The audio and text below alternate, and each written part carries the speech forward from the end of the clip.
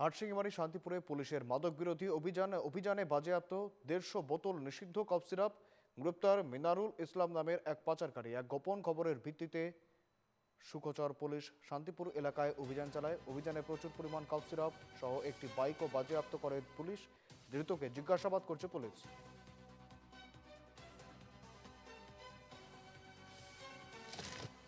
মানুষ মানুষ এজন ধরা ধরা পৰিছে, হ্যাঁ, তাকেও ৰাখিছে, তাকেও লৈ গৈছে।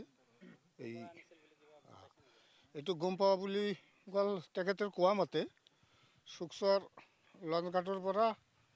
লঞ্চৰ পৰা লৈ মানকেশ্বৰৰ ফালে যাই আছিল বাইক গাড়ী দি লৈ। তেতিয়া পুলিচে আমাৰ শান্তিপুৰৰ ভিতৰত এইটো ধৰা পৰিলে। এইটো 150 পিচ আছিল। আমাৰ সন্মুখত গন্তি কৰিছিল 150 পিচ, এটা কাৰ্টনত আছিল আৰু কি।